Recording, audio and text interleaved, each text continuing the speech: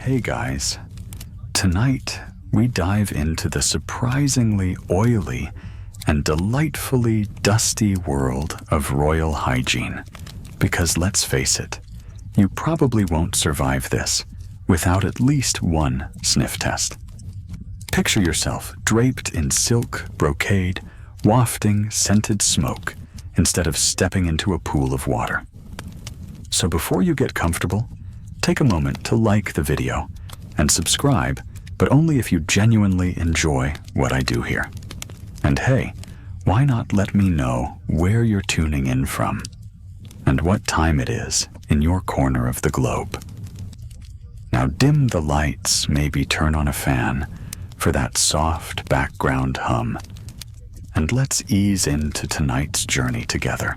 You trudge through the jewel-carpeted corridors of an ancient palace, each footstep stirring faint clouds of perfumed dust. In reality, many royal women rarely bathed in water.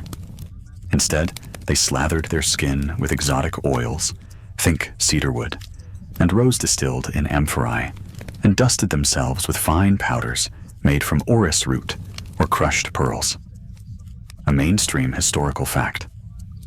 In ancient Mesopotamia, women of the upper class routinely applied sesame and castor oils to their skin as part of their grooming routine. The fringe tidbit. Some courtiers insisted that mixing scented dust with animal fat repelled mosquitoes because nothing says luxury like smelling like a walking citronella candle.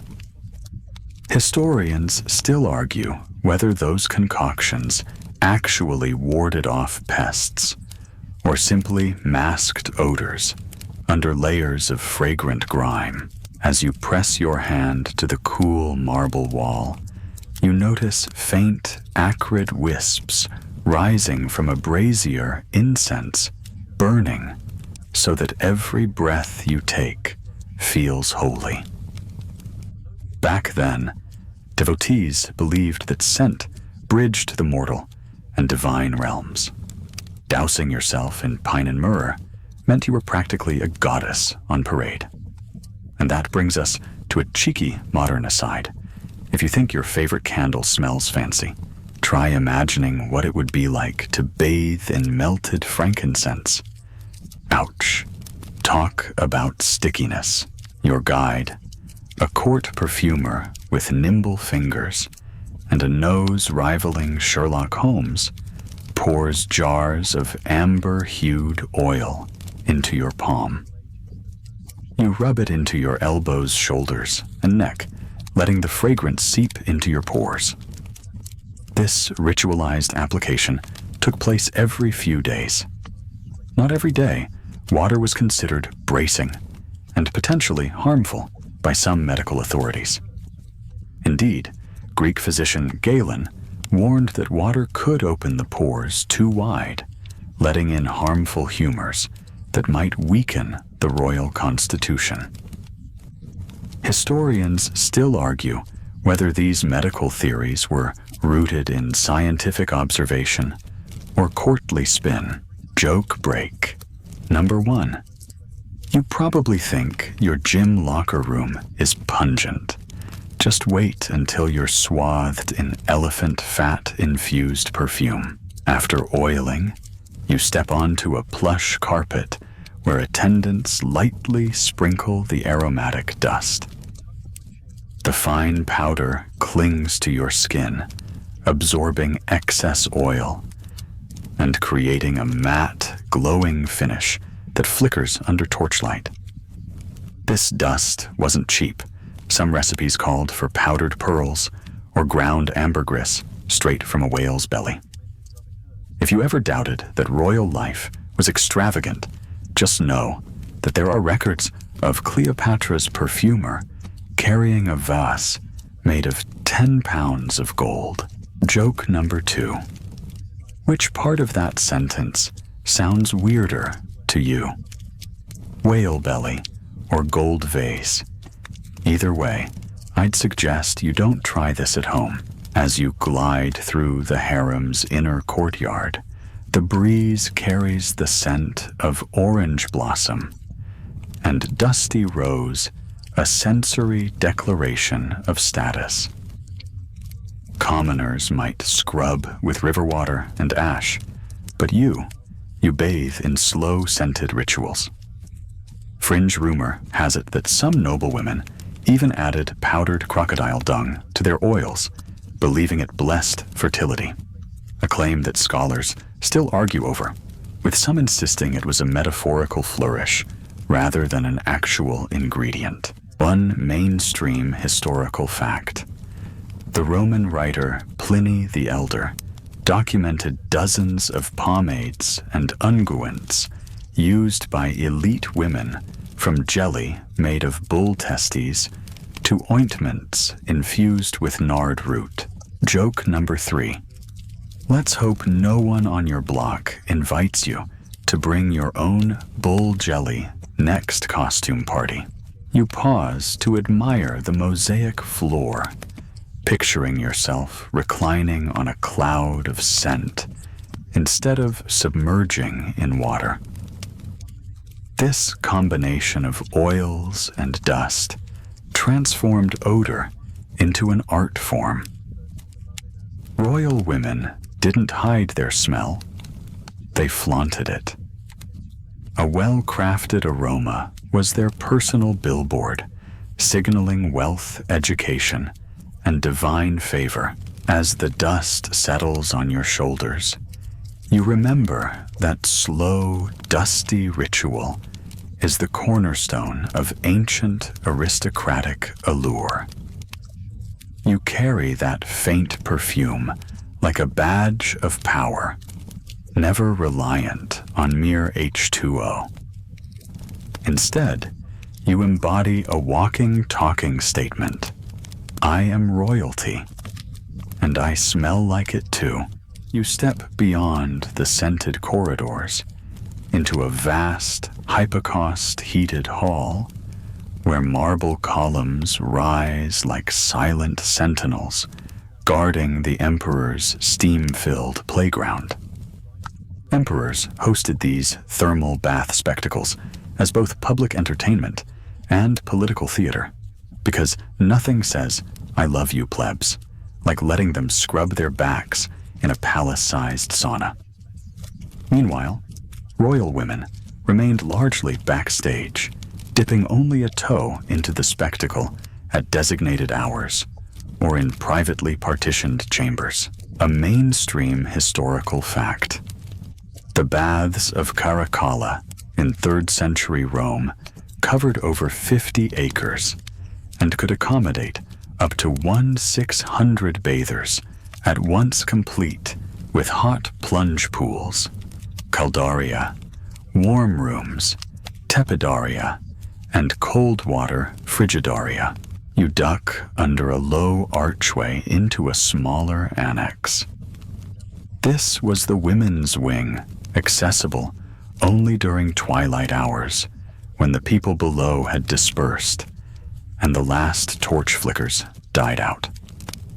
The fringe tidbit.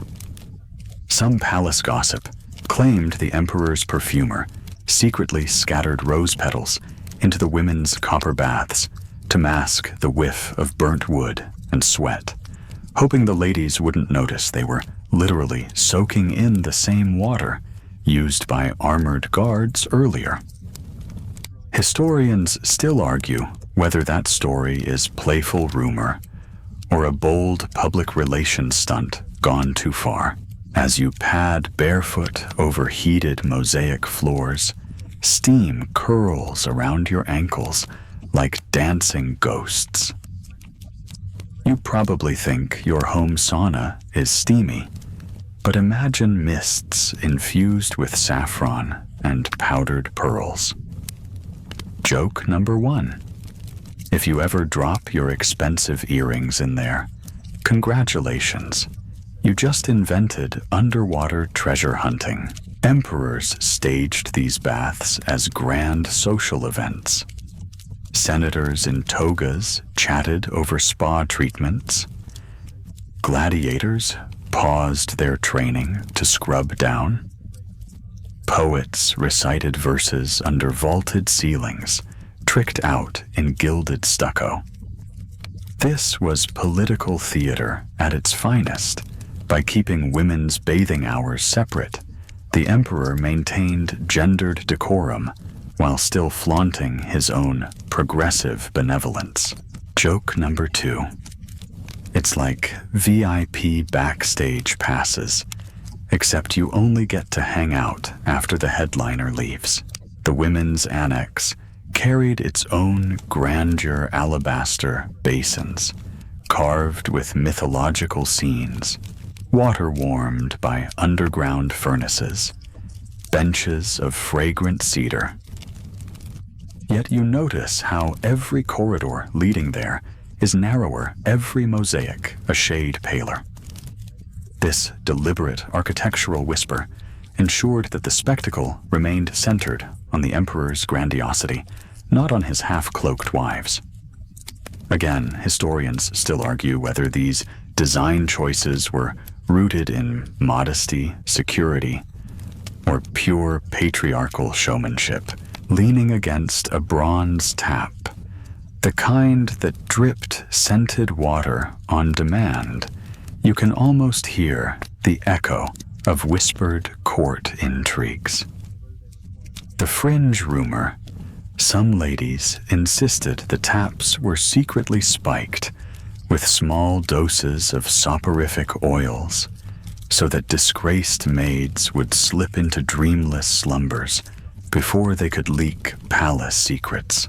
You run your fingertips across the cool metal and shiver more from the thought of drugged water than from the temperature. Joke number 3. If that's true, I'd say the ancient remedy for oversharing was a literal dose of sleep, a mainstream historical fact. In Byzantium, Empress Theodora commissioned private bathhouses connected by underground tunnels, allowing imperial women to enter and exit without ever stepping into public view. She believed discretion was the ultimate luxury. Walking deeper, you notice faint grooves in the marble floor.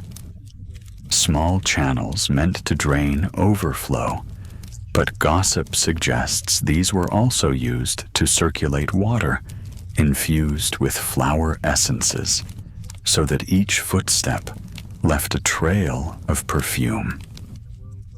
Historians still argue whether this plumbing trick was a genuine engineering feat or just poetic embellishment.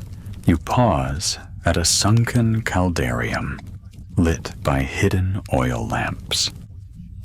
The warm water clouds shimmer under the glass-polished ceiling, and you take a slow breath.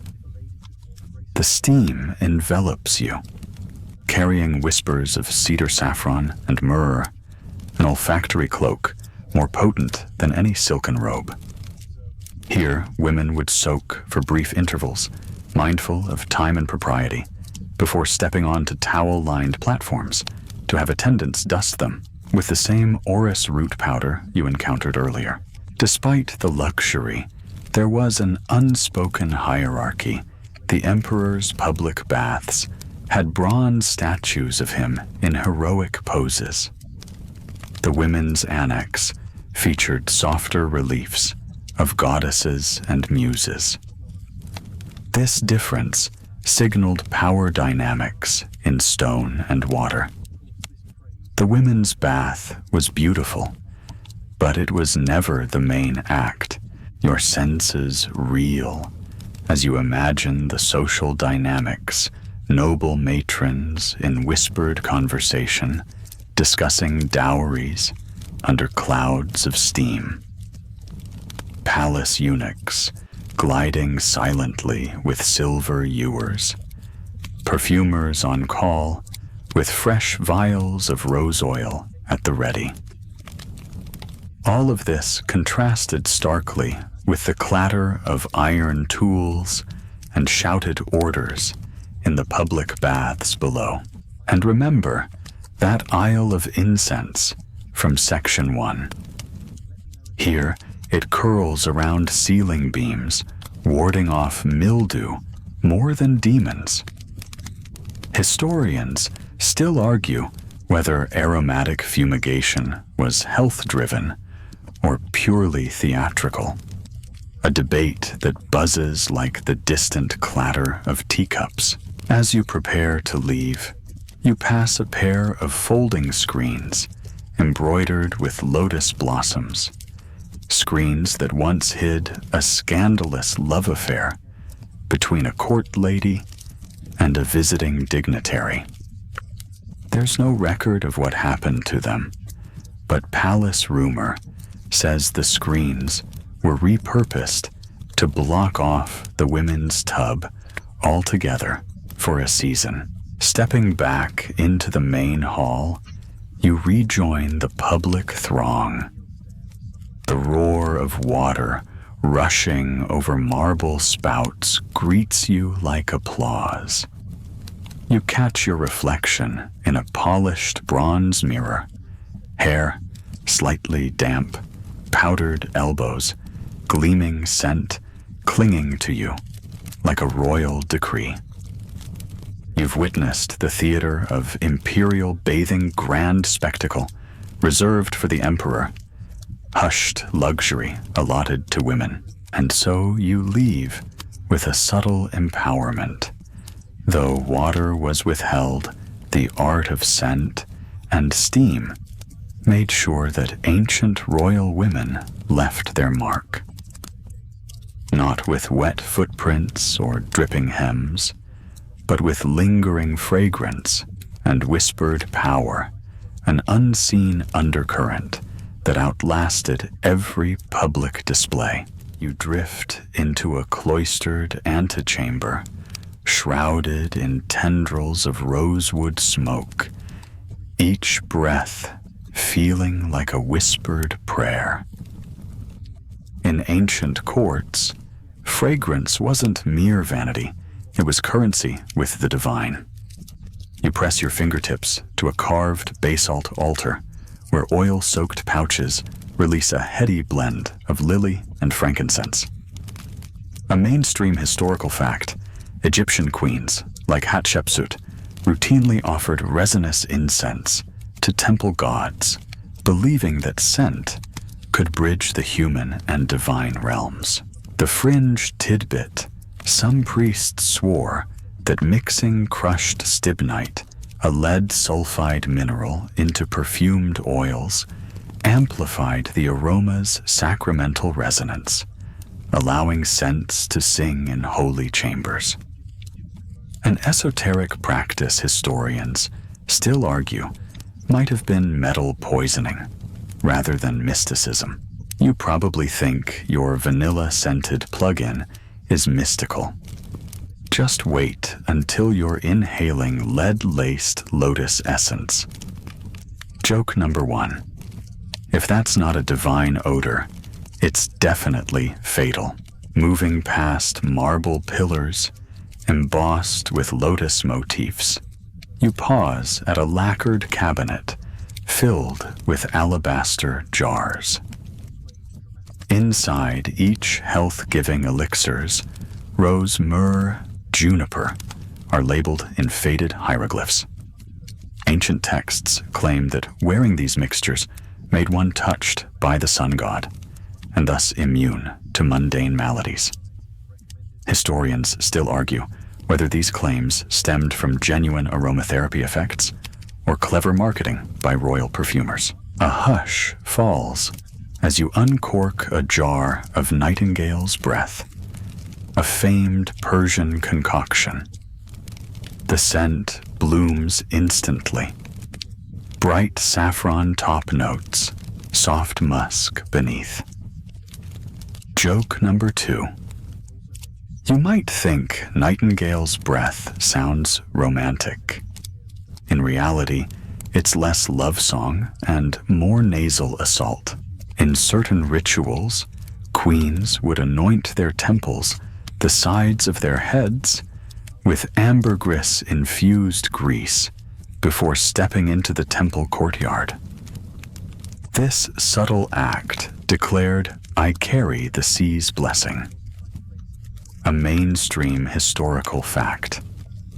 In medieval Europe, noblewomen used ambergris from sperm whales to craft pomanders, said to ward off the plague by purifying the air.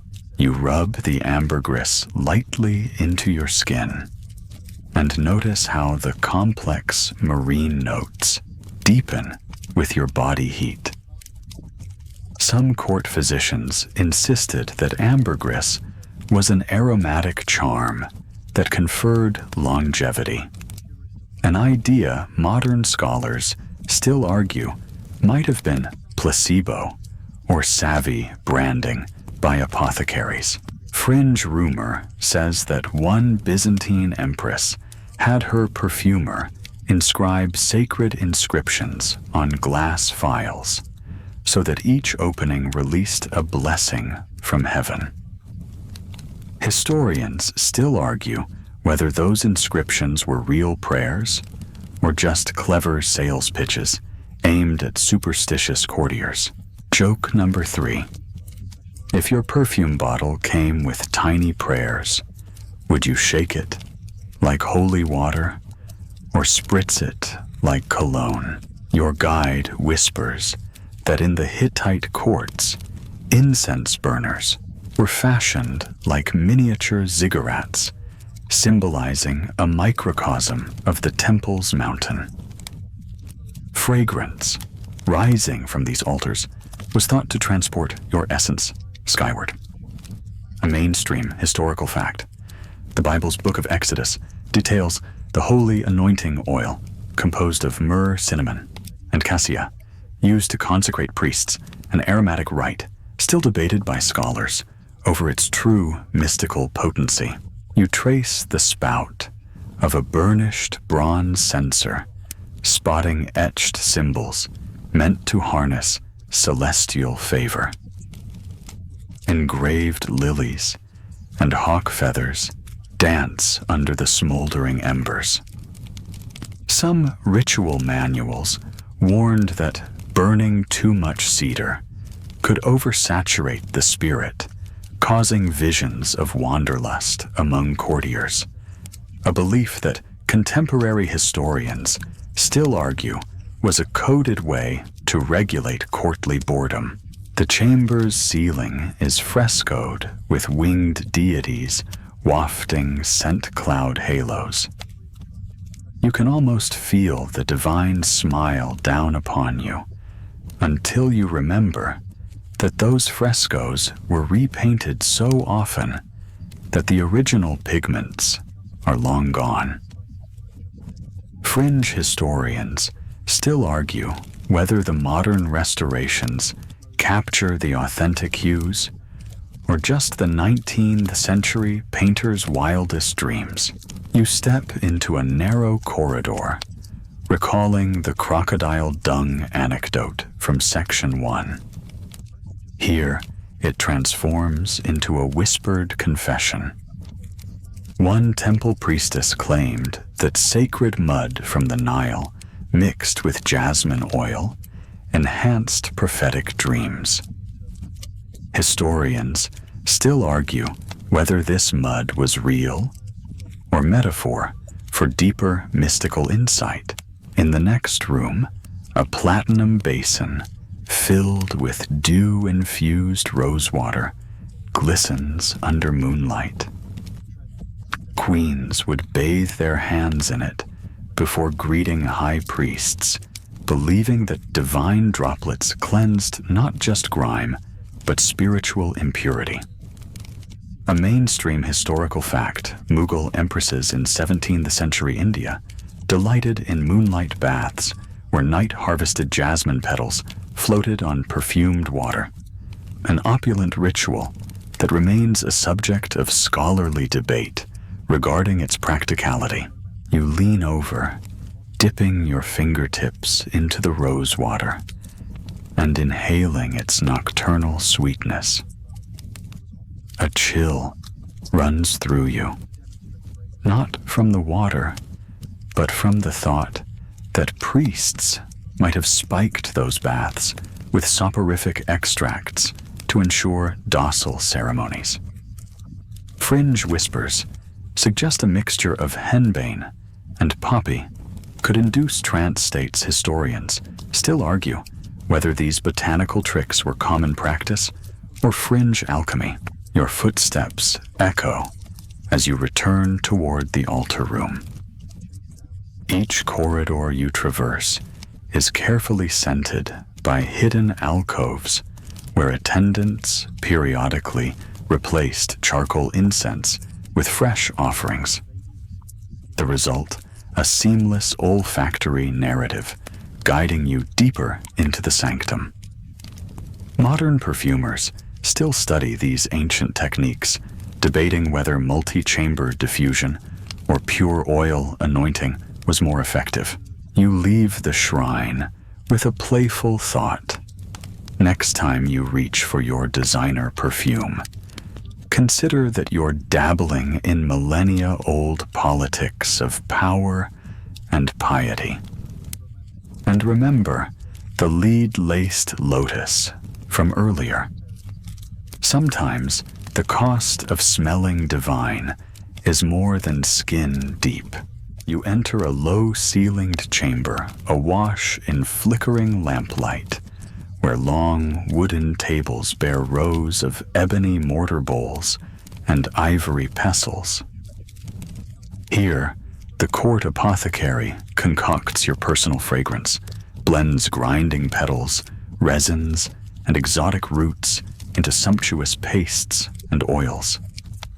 You lean in as he lifts a bowl of crushed rose petals, the air instantly blooming with lush, heady sweetness that makes you momentarily forget you haven't touched water in days.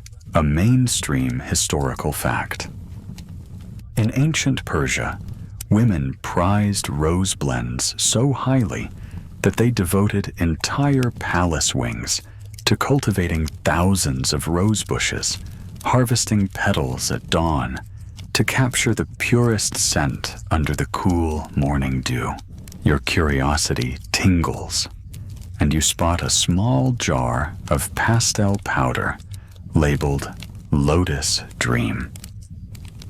The fringe tidbit: some courtiers swore that mixing lotus powder with burnt crocodile dung produced a mystic velvet effect, deepening the fragrance's base notes. Historians still argue whether that blend actually existed or was merely a poetic rumor spun by jealous perfume makers. Joke number 1. If your nose could roll its eyes, it would right now. Crocodile dung in your rose perfume sounds like the sequel no one asked for. You watch as red-tinged myrrh tears are crushed gently under the pestle, releasing warm, resinous scents that curl through the room. The apothecary sprinkles a pinch into a bowl of warmed olive oil, stirring clockwise 3 times to align planetary humors. You press a fingertip to your wrist and inhale bitter, earthy, with a lingering sparkle of spice that dances on your skin. In this ritual, every ingredient carries symbolism. Rose embodies love and royalty. Myrrh speaks of endurance and sacred rites. Lotus symbolizes rebirth and purity amid murky waters, an ironic twist given your actual bathwater avoidance. Fringe scholars still argue whether lotus powder was scraped from living blossoms or synthesized from dried petals soaked in water, despite the irony that water was taboo. Joke number 2. You probably think your shampoo has too many chemicals, Just wait until someone tells you your conditioner is half fish excrement. You slide across to a marble basin filled with warm almond oil. The apothecary dips a slender reed into the basin and draws out a thin ribbon of golden liquid, then dabs in a translucent gel made from crushed ambergris. He murmurs that this secret binder locks volatile scents, so they last through court ceremonies and midnight audiences alike. Historians still argue whether ambergris was truly a natural fixative, or simply an excuse to import more whale byproducts. You rub the blend onto your temples and behind your ears, feeling the oils melt into your skin.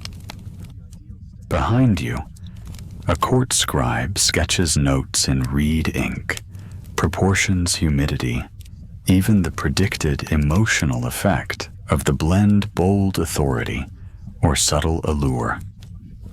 Its perfumery meets behavioral science, ancient edition, a mainstream historical fact.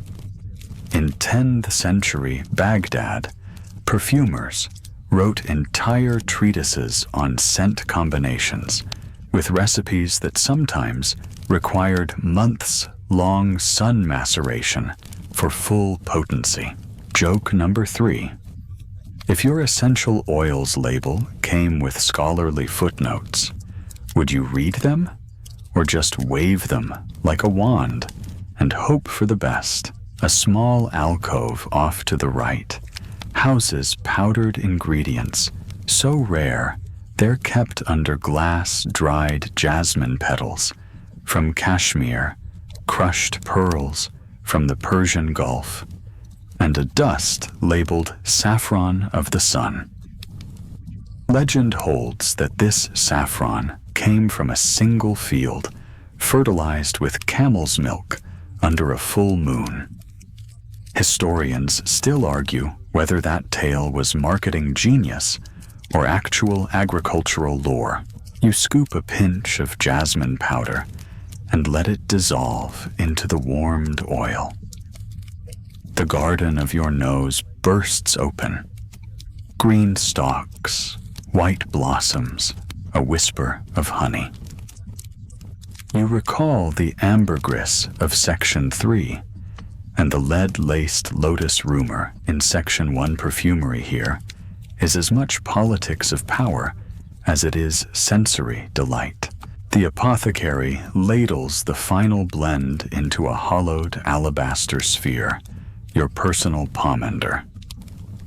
He snaps it shut with a satisfying click.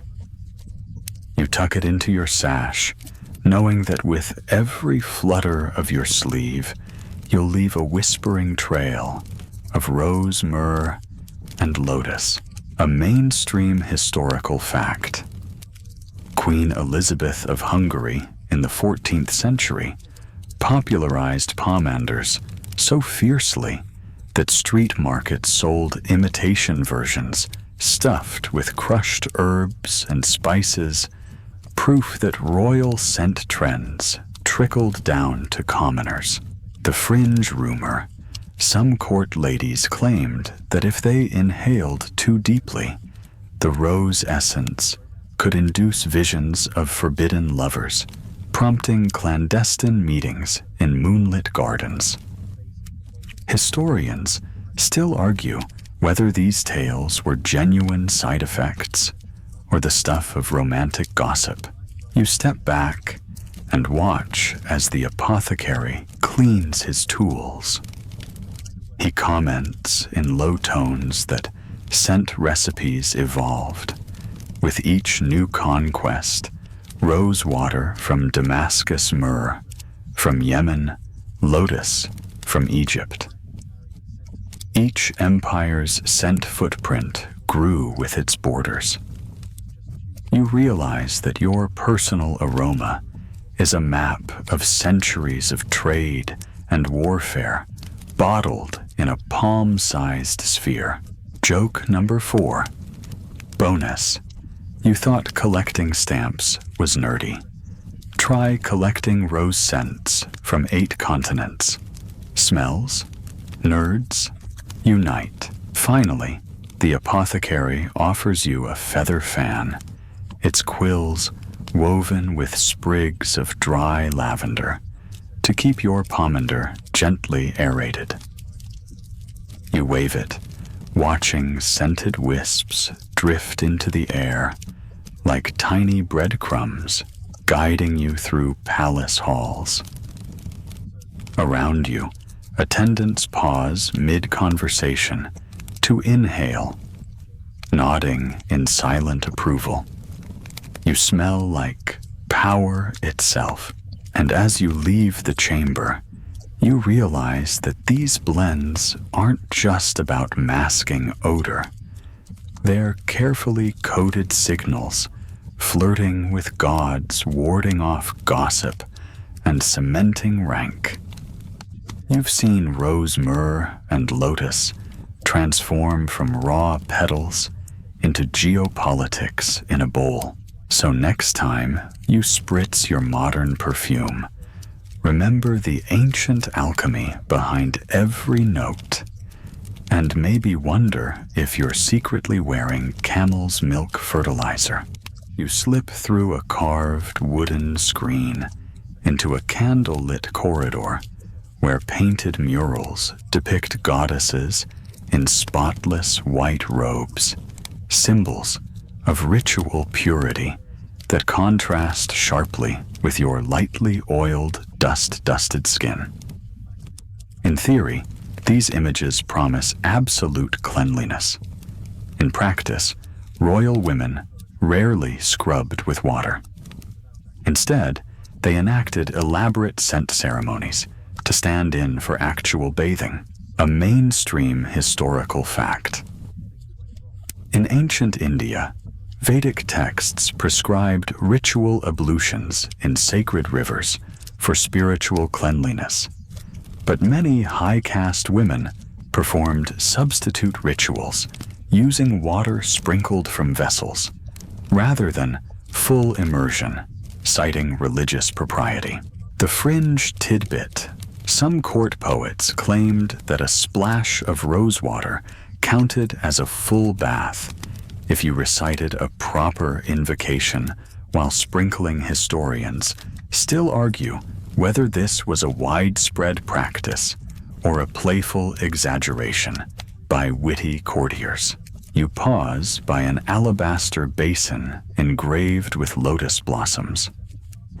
Nearby, a maid carries a ewer of perfumed wine, used not for drinking, but for dry bathing, where attendants poured it over your skin and patted it dry with linen cloths.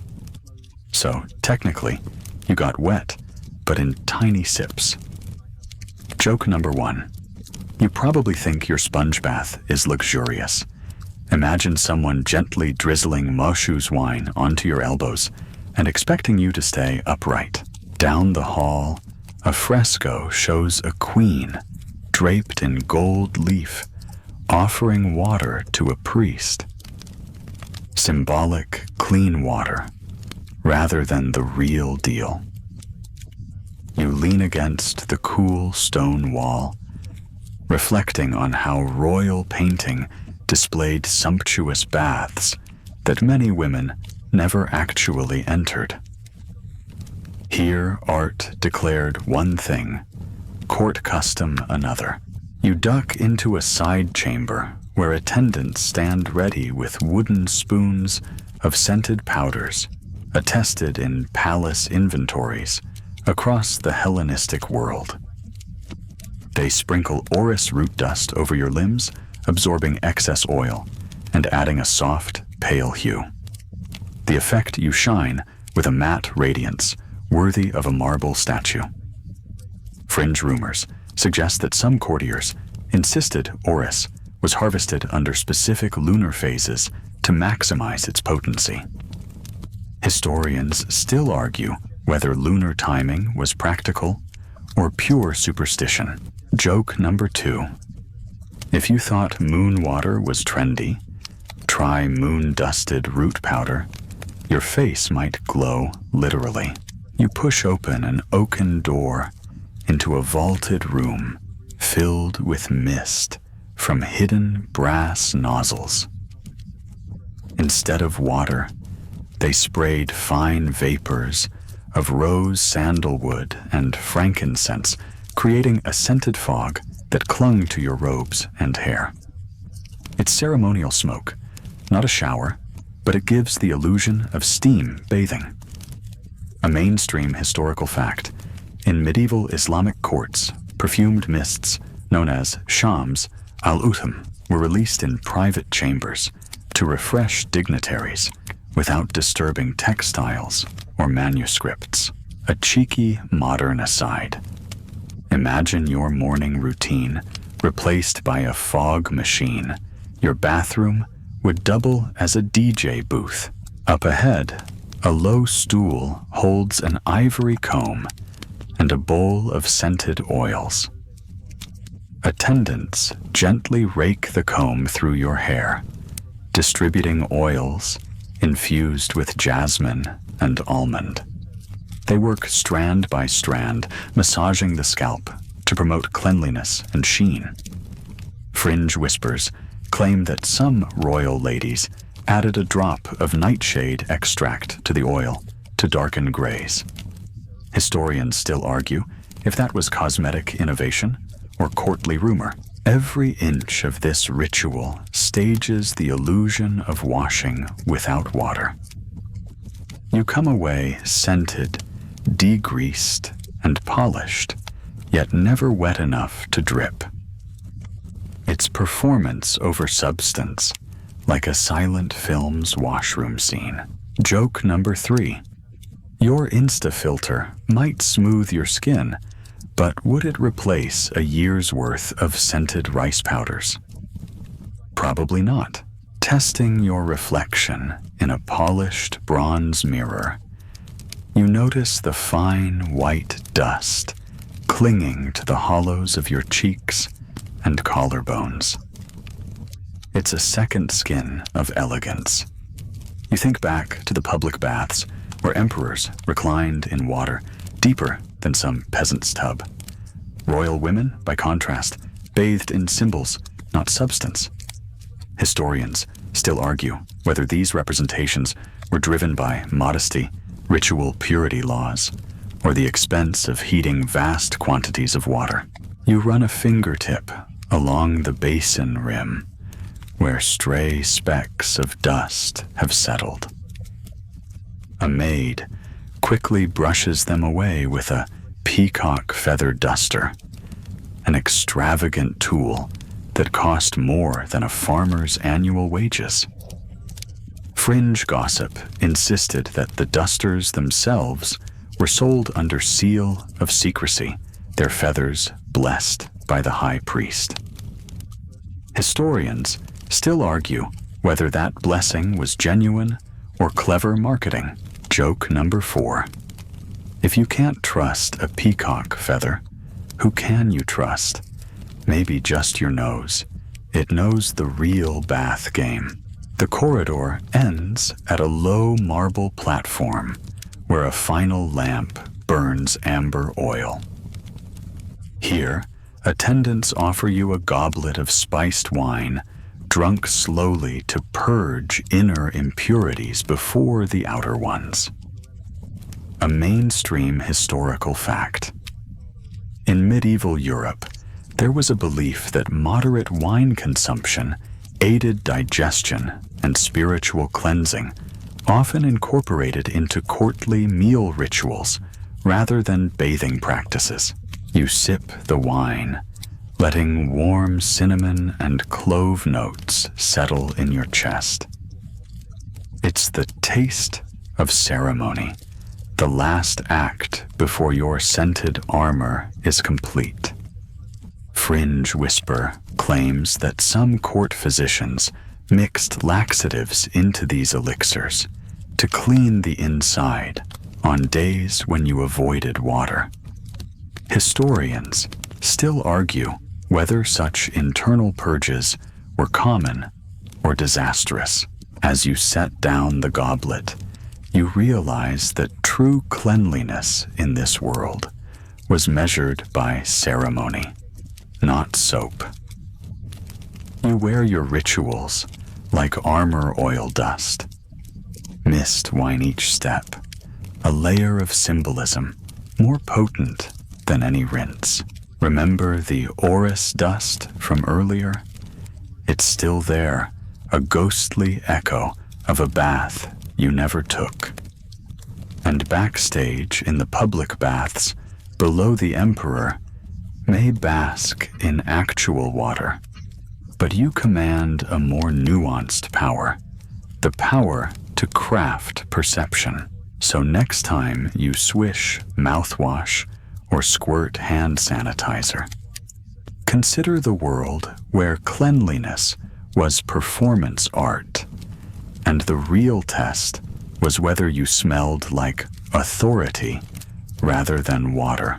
You pass through a gilded arch into the grandest of palace bathhouses, its vaulted ceiling painted with celestial scenes and supported by marble columns veined in gold.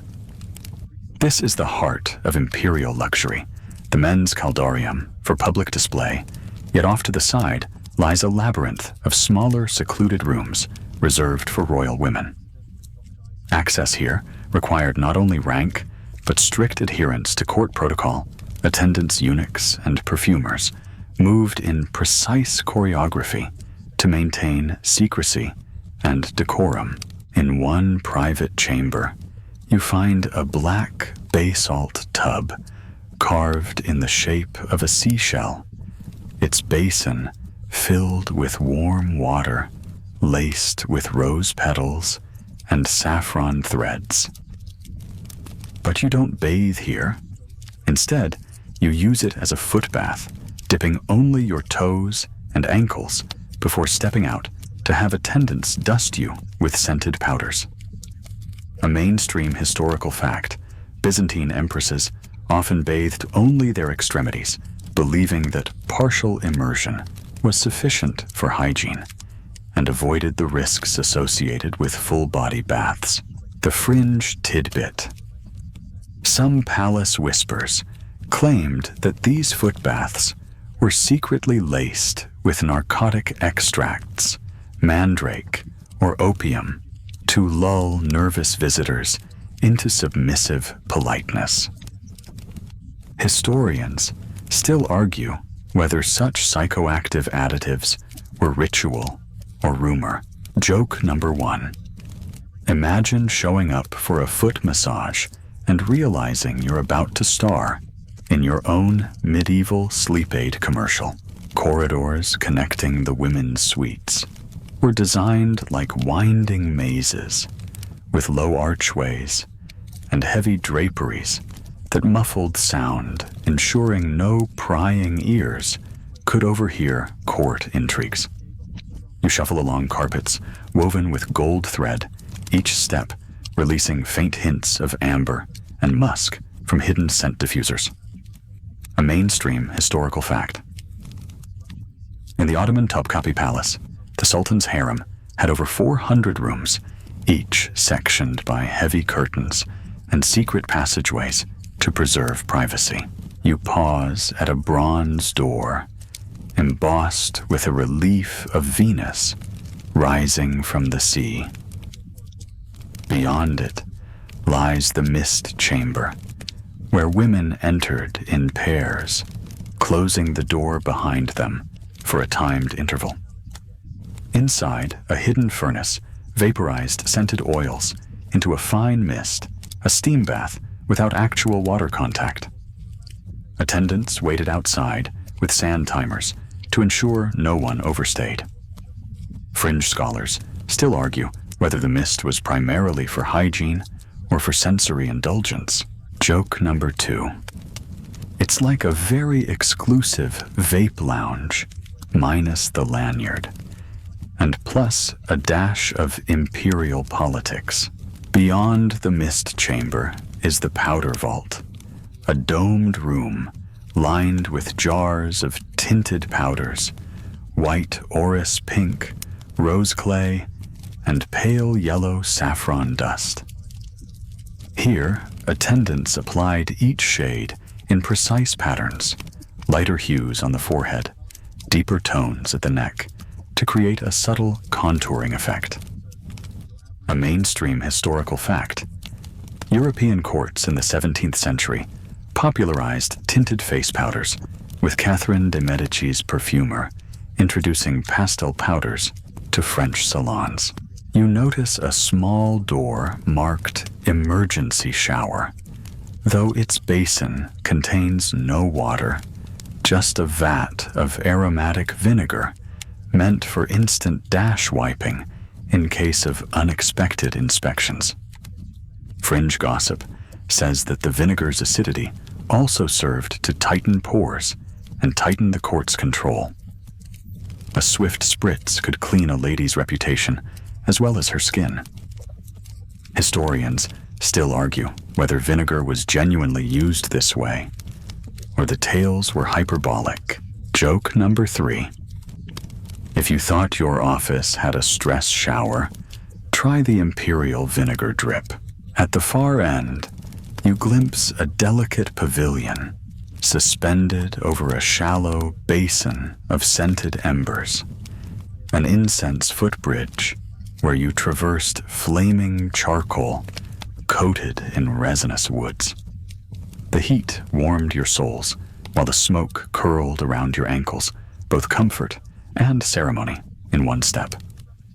A mainstream historical fact: in Mesoamerican royal courts, ritual fires were used to purify and bless feet before audiences with the ruler, though direct contact with embers was limited to priests. Fringe whispers insist that some courtiers believed walking the embers granted prophetic dreams, a cross-cultural echo of the Egyptian temple's prophetic mud rituals.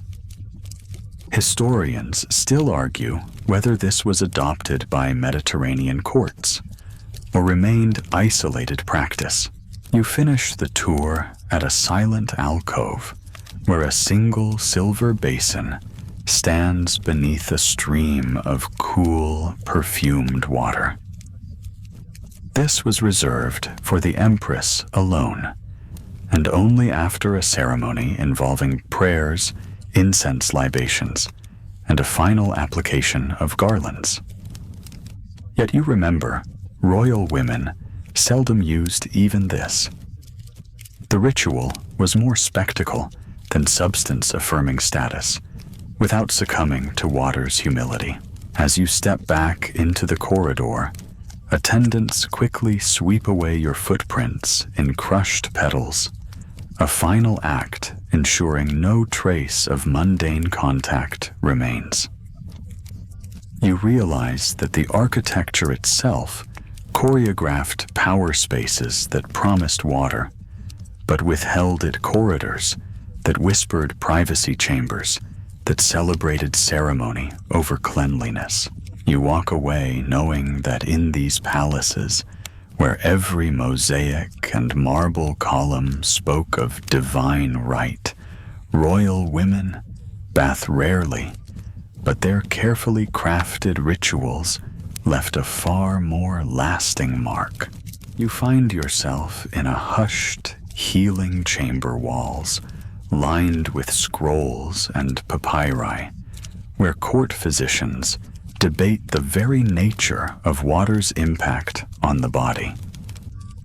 Touching a copper basin filled with cool spring water feels oddly taboo. Medical authorities warned that bathing might open the pores too wide, inviting disease rather than washing it away. So instead of full dips, you receive poultices, oils, and aromatic fomentations to draw out impurities. A mainstream historical fact. The Greek physician Galen argued that excessive bathing could disrupt the balance of the four humors: blood phlegm, black bile, and yellow bile, potentially leading to chills or fevers. The fringe tidbit. Some physicians speculated that certain waters contained latent spirits, microscopic entities that could haunt one's health. Historians still argue whether this notion foreshadowed germ theory or was pure alchemical mysticism. Joke number 1. It's like fearing your mini pool has tiny party crashers, complete with top hats and canes. Lining the shelves, you see vials labeled thermal spring elixir and mountain stream decoction, each promising selective benefits. You dip a fingertip into the elixir and note its warmth. Court physicians heated water with medicinal herbs rather than relying on chilly mountain drafts. Fringe scholars still argue whether these home-heated concoctions were truly healthier or simply a way to control bath temperature and court rumor. A mainstream historical fact.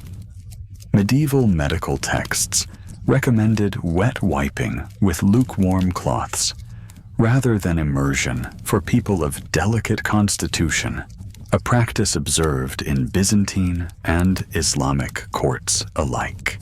You recline on a cushioned divan as an attendant applies herbal compresses soaked in lavender and rosemary-infused oil. The fragrance feels cleansing, but you wonder if it also served as a placebo. Historians still argue whether aromatic treatments had measurable healing properties or were psychological comforts. Joke number 2. Your spa day might just be an elaborate aromatherapy. Placebo, time to rename it. Place bio. A senior court physician enters, draped in scholarly robes, and proclaims that the ideal cleaning ritual involves rubbing wine lees into the skin. Red wine's sediment was believed to exfoliate and purify gently. You grimace at the thought of gritty grapes on your elbows. Fringe rumors contend that some wine lees treatments caused rashes if the sediment sat too long. Historians still argue whether those reactions were allergic or simply due to poor storage. You ask about the famed Egyptian mud packs, thick clay applied to draw toxins. The physician nods solemnly. Mix with barley flour and apply at dawn for maximum pore contraction. A mainstream historical fact. Ancient Egyptians used Nile clay in facial masks and body wraps, with records in tomb paintings showing courtiers smearing mud before ceremonies. Joke number 3. If your face wash has more than 3 steps, you might be a pharaoh in disguise. The physician then waves toward a wall chart illustrating the bathing cycle of humors. He points out that water's cooling or heating effect needed to match your innate temperament. Too cold and phlegm would rise. Too hot and black bile would boil over. You try not to laugh at the mental image of your insides frothing like soup. Fringe historians still argue whether these humoral charts were medically accurate or simply handy mnemonic devices for busy physicians. You notice a small alcove labeled Spectacle of Health, featuring a glass vessel where water herbs and minerals shimmer together. An apothecary's showpiece, more than a practical remedy. Courtiers would gather to watch the mixture settle, believing that clear separation signaled bodily balance. Historians still argue whether this was genuine diagnostic practice or just entertaining court theater. A final mainstream historical fact. In 12th century Europe, Hildegard of Bingen recommended specific herbal infusions. rose chamomile, and mint for gentle body cleansing, advocating rub-downs over baths to maintain health. As you depart the chamber, you run your fingers through a silk curtain, the faint scent of rosemary and lavender lingering. You realize that ancient medical theories transformed the simple act of bathing into a complex ritual where water was suspect and aromatic substitutes reigned. Next time you jump into your hot tub, remember somewhere a court physician is writing a treatise on how your jacuzzi might just be opening your pores to microscopic freeloaders. You step through a low carved doorway into the palace's treasure trove of exotic ingredients, a space that smells like every spice market on earth rolled into one. Wooden shelves groan beneath jars of crushed sandalwood powdered ambergris and vials of concentrated attar, so potent it could strip paint. Here, fragrance truly becomes geopolitical currency, each bottle a testament to trade routes, conquests, and the power to summon a world of scents with a single spritz. A mainstream historical fact. By the 1st century CE, Roman elites spent fortunes importing frankincense from Arabia, cedarwood from Lebanon, and spikenard from India, fueling an entire economy of luxury goods. You pluck a glass vial labeled Queen of Sheba's Elixir, a blend said to contain myrrh from the Red Sea coast, rose oil from Persian gardens, and cassia shipped along the Silk Road. The fringe tidbit, some court whispers, claimed that the elixir actually included traces of musk harvested from civet cats, an ingredient so rare it was worth its weight in silver. Historians still argue whether musk was genuinely part of the blend or later literary embellishment by admiring poets. Joke number 1. If you think your designer perfume is exclusive, try hearing that they had to smuggle cat pee across mountains for your bottle. Nearby, a small bowl holds dragon's blood. Resin, a deep crimson lacquer tapped from mythical trees on distant islands. You break a fragment off and let warm fingers shave it into your palm. The scent is sweet, almost medicinal, with a smoky backdrop that lingers like distant campfires. A mainstream historical fact: ancient Greeks and Romans burned dragon's blood in temples and perfumed chambers, believing the resin's vivid color and aroma invoked protective powers. The court perfumer peers over your shoulder and murmurs that some recipes called for coloring oils with crushed beetles, cochineal dye, to tint scented ointment scarlet.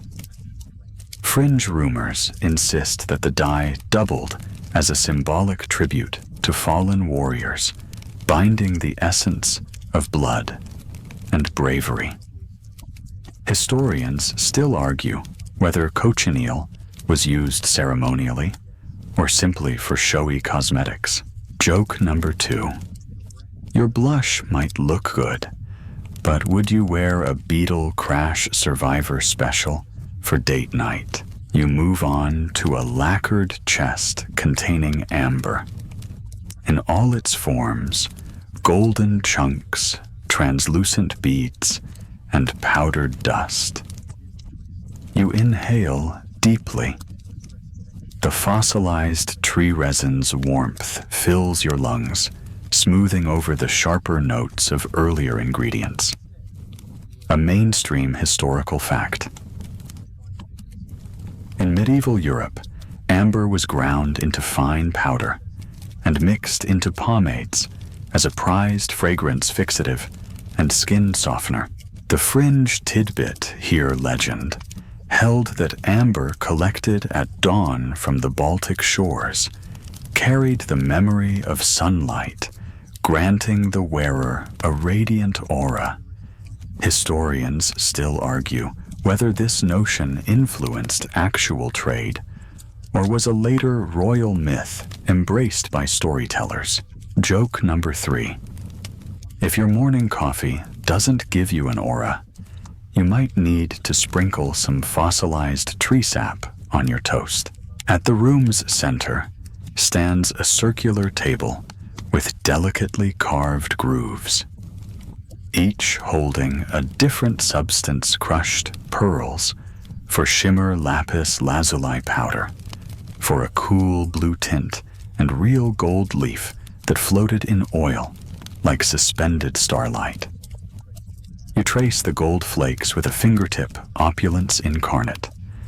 A mainstream historical fact, Ming Dynasty Chinese empresses reportedly ordered gold-infused perfumes so they could literally wear the emperor's wealth on their skin. Fringe scholars debate whether gold was truly used in scented oils or whether later poets romanticized the practice to illustrate imperial grandeur. Historians still argue if wearing wealth was cosmetic convenience or literary flourish. You check the registry scroll listing origins and costs. One entry notes, Lotus of the Nile, 1000 silver coins per ounce. Another lists spicy calamus, root fetched only by convict divers, a tantalizing warning about the perils behind certain perfumes.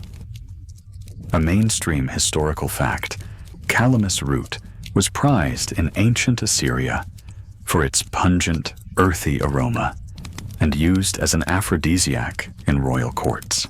The fringe rumor. Some perfumers alleged that only slaves forced to dive into crocodile-infested waters could harvest genuine calamus rhizomes. Historians still argue whether such perilous collection methods were routine or exaggerated to heighten prestige. Joke number 4. If your cologne cost as much as a diving expedition under predator-filled waters, would you still wear it for your morning commute? On a low stool, the chief perfumer mixes minute portions of dragon's blood, amber and musk, into a crystalline mortar. He adds a few drops of rare Damascus rose oil, murmuring an incantation in a language you don't recognize, part poetic homage, part branding exercise. Historians still argue whether these incantations were genuine rituals or marketing patter designed to enchant wealthy patrons. You inhale the final blend, spicy resin, sweet wood, a hint of animalic musk, and the soft whisper of crushed gemstones. It feels like the essence of power condensed into a single ambrosial drop. A mainstream historical fact. In the Ottoman Empire, sultanas indulged in bespoke attars so personalized that records noted each bottle's recipe under seal, ensuring exclusive access for the royal household. As you cradle the vial, the perfumer dips a feather into a bowl of scented vinegar and spritzes your cheeks, an aftercare ritual believed to set the fragrance while subtly tightening pores. Fringe historians still argue whether scented vinegars functioned as true fixatives or simply masked unpleasant notes temporarily. Joke number 5. If your setting spray smells like salad dressing, at least you'll be crisp all day. Exiting the chamber, you glance back at the mountains of jars and vials, a panorama of global commerce mapped in scent. Trade wars were fought over these very ingredients. Political alliances forged through the exchange of rare oils. Your personal perfume isn't just a frivolous luxury. It's a distilled history of empires, slaves, and sacred trees. You step into the corridor, the air still humming with sandalwood and ambergris. You realize that ancient royal women didn't just wear perfume. They wore the world's power structures one drop at a time. You emerge into a sunlit atrium, overlooking the city, where water flows in marble channels for all to see. But you, royal woman, remain apart. You're bathing an illusion of steam and scent rather than true immersion. Emperors paraded through these fountains, displaying their skin-to-water communion as a demonstration of dominion over nature. You, however, wield subtlety power, cloaked in fragrance, not water droplets, a mainstream historical fact. Roman emperors often staged naumachii, mock naval battles, flooded into amphitheaters, celebrating water's spectacle while reinforcing their control over vast aqueduct systems that supplied public baths. The fringe tidbit. Court poets whispered that the empress would scatter tiny vials of perfume into the fountains before a spectacle, ensuring that the entire crowd inhaled her chosen aroma. Historians still argue whether such covert scent dosing actually took place, or is simply literary flourish. As you stand on a raised terrace, a gentle breeze carries mist from below, but it's perfumed mist, rising from hidden pipes, rather than fresh water splashing. You glance at your attendants, each carrying lacquered trays of scented pomanders rather than towels. Joke number 1. If someone offered you a towel, here, would you ask for a scented one too? Below, commoners splash in cool water, laughing and singing.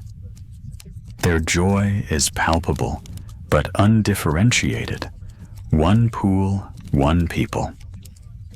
Above your court's rituals remain exclusive. A whispered command, and attendants release a cloud of rose and saffron-infused steam into your private gallery, enveloping you in a scented veil that isolates you from the world below. A mainstream historical fact. In medieval Islamic Spain, Nasrid palaces featured water channels beneath arched walkways, combining sight, sound, and scent, though only select courtiers enjoyed private access to the chambers where perfumed vapors rose. You lift a delicate veil of silk, peering down as steam swirls past sculpted peacocks perched on marble ledges. Each bird seems to fan its feathers, dispersing the mist like a living diffuser.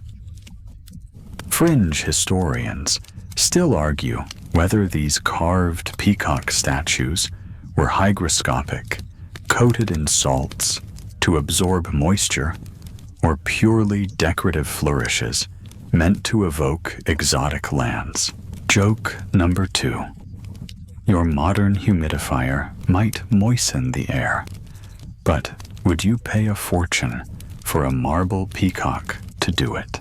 As the perfumed steam drifts through the colonnade, you note the difference. The public baths release plain water vapor. Here, every droplet carries musk, rose, or amber. Attendants capture the overflow in alabaster bowls, retrieving droplets for later blending. A mainstream historical fact.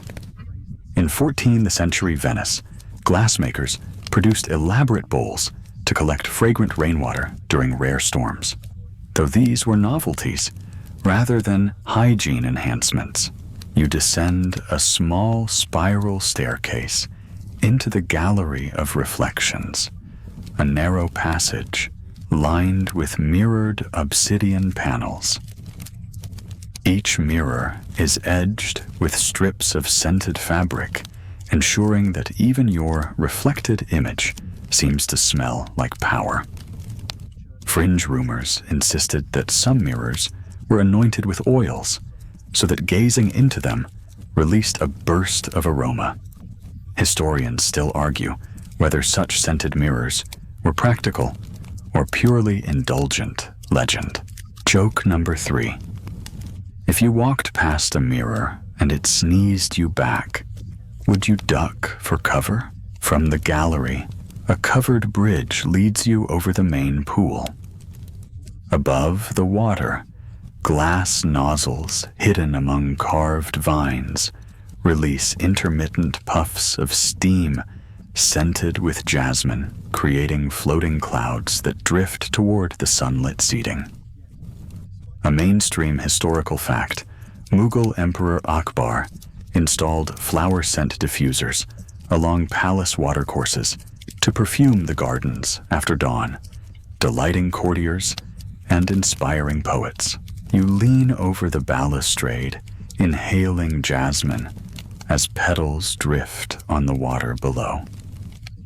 It's a spectacle water, and scent entwined in synchronized choreography, yet you never touch the pool. You remember the donkey's sweat anecdote from section 2. Here the myth transformed into a refined ritual. Some claimed that royal horses were bathed in perfumed water so that their coats carried the same aroma. Historians still argue whether this equine anointing was fact or fabulism. Joke number 4. Next time you ride, you might smell like a hay barn scented with Chanel number stallion.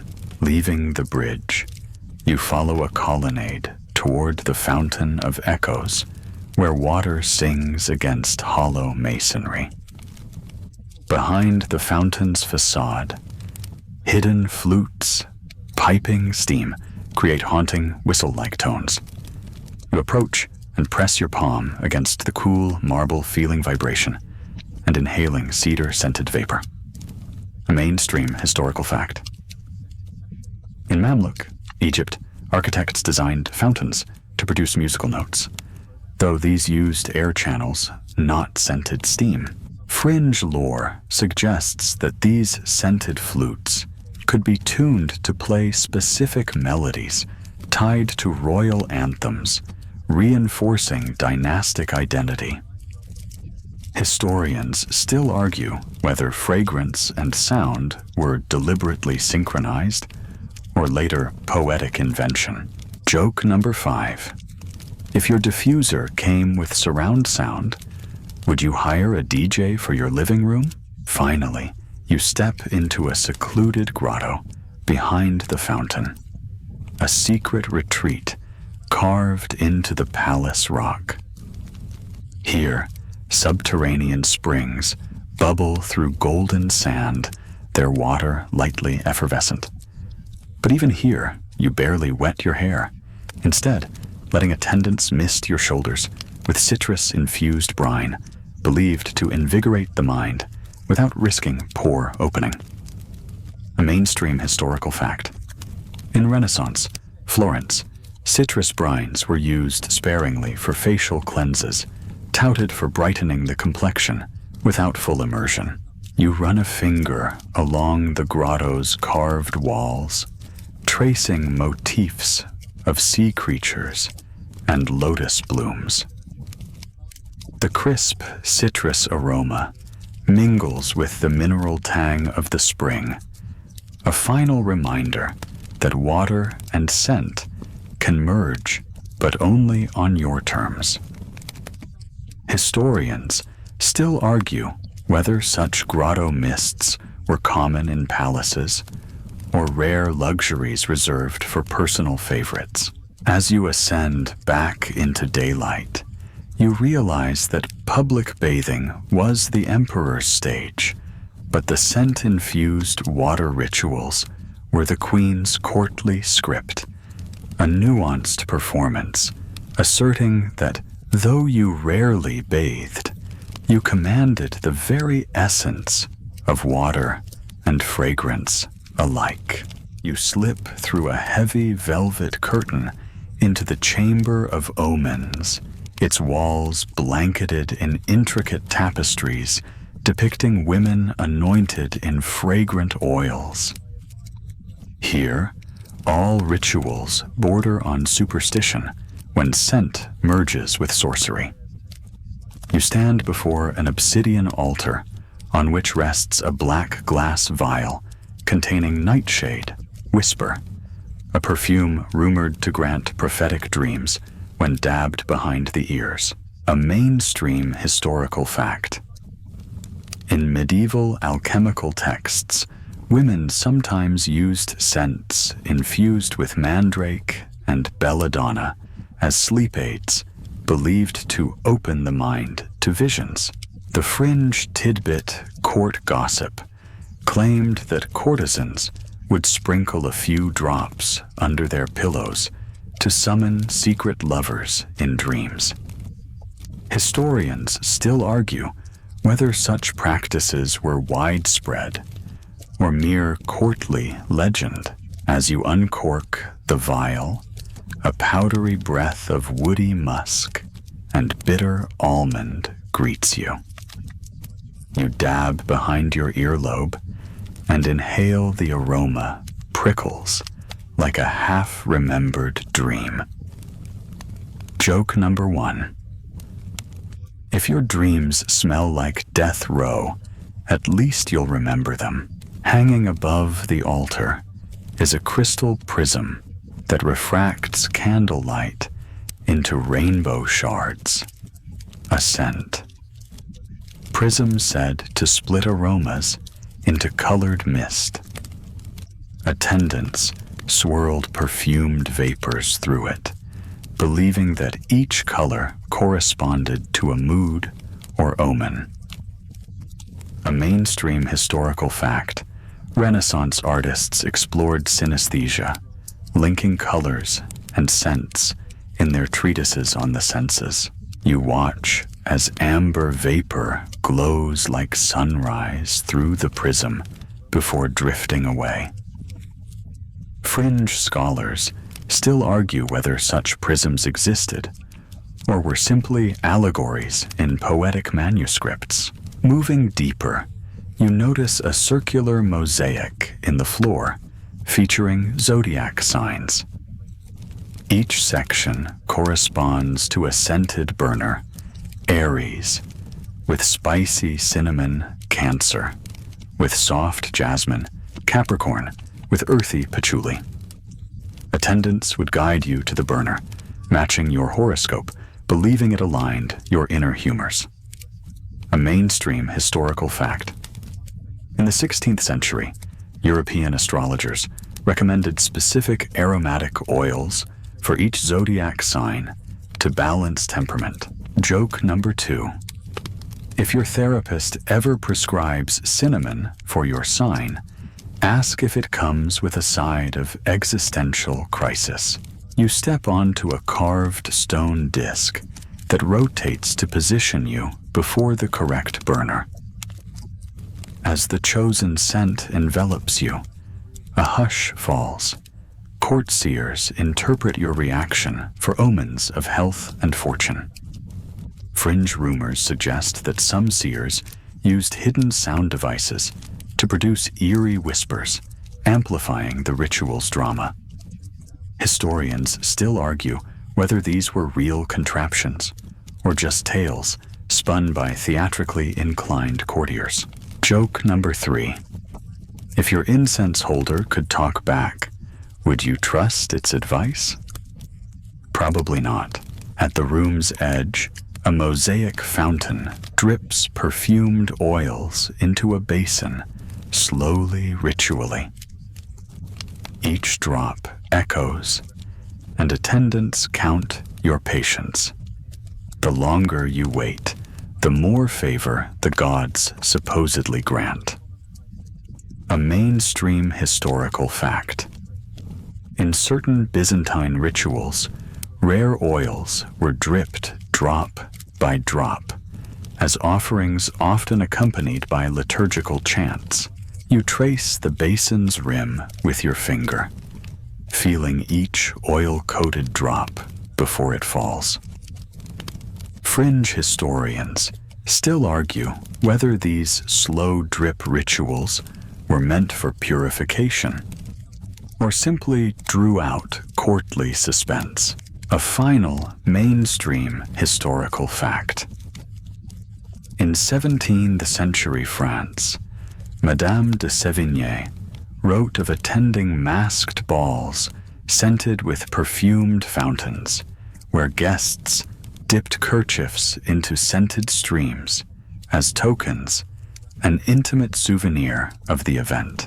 As you exit the chamber of omens, you carry that vial of nightshade.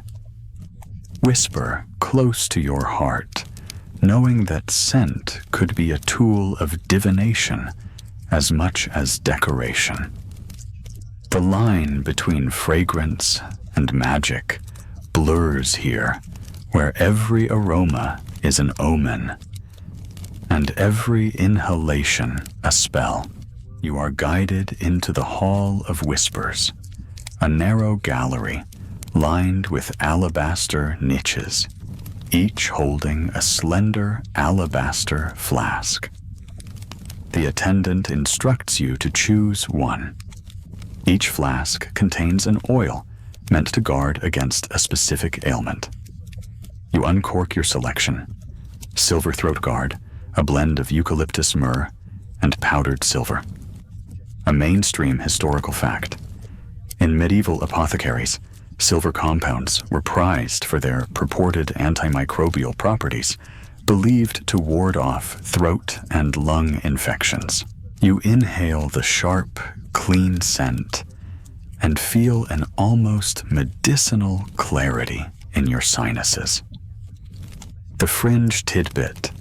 Some court rumor suggested that compounds of silver were later discovered to discolor the tongue and lips, making wearers appear lavishly, if somewhat eerily cadaverous. Historians still argue whether this was a side effect widely experienced or merely scurrilous gossip aimed at discrediting royal practitioners. Joke number 1. If your mouthwash tinted your lips metallic gray, would you still flash that smile at dinner parties? A hush settles as you step deeper, the corridor narrowing until you reach a recessed alcove where a heated brazier simmers with herbal infusions. You are offered a fine linen cloth dipped in the fumigated steam, an inspired form of inhalation therapy. A mainstream historical fact. In early Renaissance Italy, steam inhalation with rosemary, mint, and thyme was prescribed for respiratory ailments, sometimes as an adjunct to bloodletting. You wrap the cloth around your face and draw deep breaths. The mentholated warmth feels purifying, banishing any imagined courtly sniffles. Fringe historians still argue whether such inhalations provided genuine relief or simply comforted the mind through ceremony. Moving forward, you spot a small pedestal bearing a crystal vial of Empress's elixir, a tonic reputed to strengthen the heart and calm nerves. You're told to press 2 drops onto your chest under your silk chemise. A mainstream historical fact. In Baroque courts, rose otto and orange blossom water were combined into cordials believed to relieve palpitations and soothe anxiety. You dab the elixir and feel warmth bloom in your chest, a fleeting sense of calm in the swirl of palace intrigues. The fringe rumor some courtiers claimed the tonic actually contained mild sedatives derived from poppy and henbane. Historians still argue whether these were actual ingredients or post facto whispers meant to scandalize. Joke number 2. If your chamomile tea was secretly spiked, would that explain your last nap attack? Across the hall, banners flutter, embroidered with images of medicinal plants. Beneath each, a marble table holds crushed leaves and roots ready for poultice preparation. You assist an attendant in mixing lavender poultice with barley flour to pad a small bandage you affix behind your ear, believing it will ease tension headaches. A mainstream historical fact. In Elizabethan England, lavender and rosemary poultices were commonly used remedies for migraine and stress-related ailments. You close your eyes as the cool herbal paste presses against your skin. And for a moment, palace politics fade into the background hum. Fringe scholars still argue whether these poultices provided genuine analgesic effects or were simply a calming placebo. Joke number 3. If your headache remedy doubles as a facial mask, would you call it self-care or medieval multitasking? Lights flicker as attendants draw aside velvet curtains, revealing the gallery of balms where rows of ornate alabaster jars hold solidified oils. You unscrew the lid of amber sun balm, warming a sliver between your fingertips and massaging it into your temples. A mainstream historical fact. In 18th century French salons, solid aromatherapy balms composed of beeswax and essential oils were applied for both fragrance and skin protection against drafts.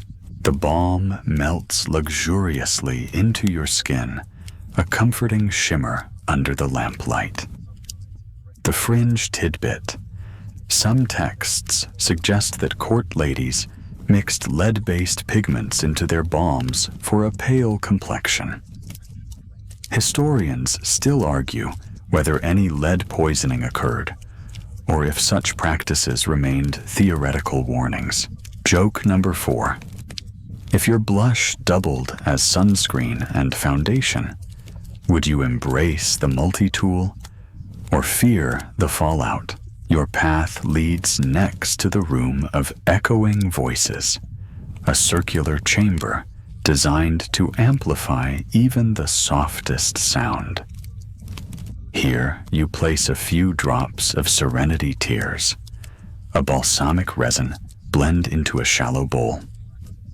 As you inhale, the chamber's acoustics amplify your breath, creating a whispering chorus that surrounds you. A mainstream historical fact. In certain Mughal palaces, architects designed acoustically resonant chambers for recitations and healing chants, though not specifically for scent amplification.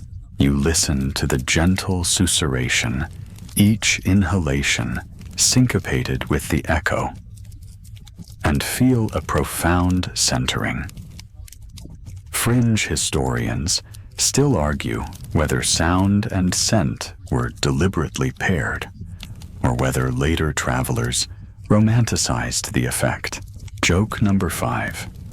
If your diffuser had surround sound, would you need Spotify? Or just these palace acoustics? At last you enter the sanctuary of silence, a vaulted grotto where no sound penetrates. Here, attendants guide you through a final ritual, a slow inhalation of pure rose, absolute uninterrupted by external noise. The silence accentuates every nuance of the scent. A mainstream historical fact, monastic orders in medieval Europe valued silent contemplation. Some accounts note monks using incense alone in cloistered chambers to aid meditation. You close your eyes, breathing in the rose's depth, drenched in memory, myth, and power, and emerge feeling both cleansed and subtly fortified. You realize that these scented therapies weren't mere luxury. They formed a health regimen where water was suspect and aroma sovereign. Remember the poultices and vinegars from earlier sections. Here they fade into a singular truth. Ancient royal women nurtured body and spirit through scent as much as water. And though you may never have felt the full plunge of a bath, you've experienced an olfactory cleanse that resonated deeper than any stream. You step into the chamber of influence, a hushed salon where each perfumed ritual reinforces the court's strict social hierarchy.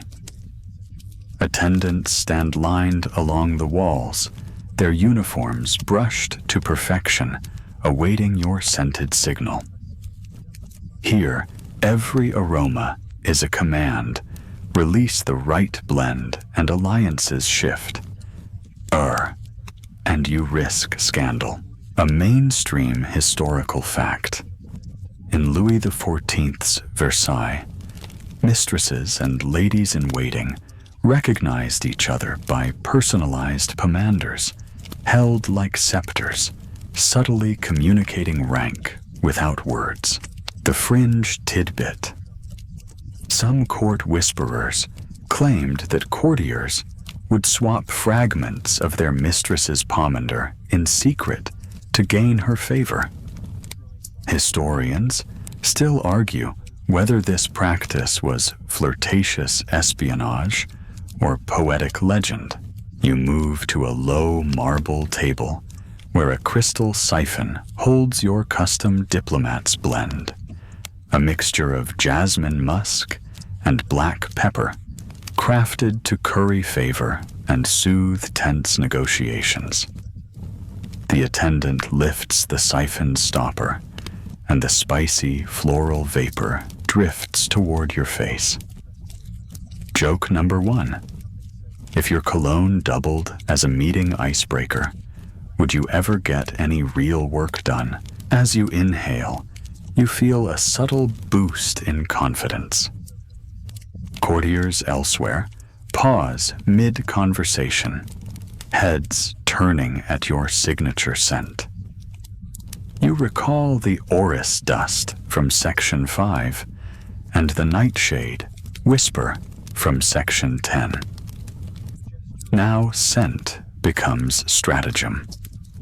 Fringe historians still argue whether such blends were scientifically designed for mood alteration or if their effects were pure placebo. Behind you, a glass cabinet displays miniature vials labeled with names like Alliance, Subtle Descent, and Royal Favor. Each contains an oil drop so concentrated that one spritz can linger for days. You select Subtle Descent and dab it discreetly behind your collar. A mainstream historical fact. In Elizabethan England, political factions sometimes issued coded scent tokens to allies, a practice documented in letters deciphered by historians. The corridor hush deepens as the oil's sharp green notes of basil and anise settle over you. Attendants exchange quick glances, signals that your commentary has shifted the court's mood.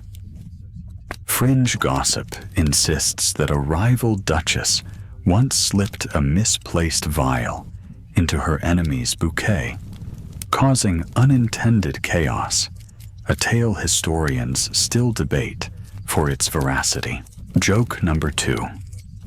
Imagine accidentally igniting a diplomatic incident with the wrong perfume. Talk about explosive fragrance. You continue to the mirror of motives, a tall, polished steel panel edged with silver filigree. At its base is a built-in burner for a scent called Truth's Ember, infused with frankincense and juniper.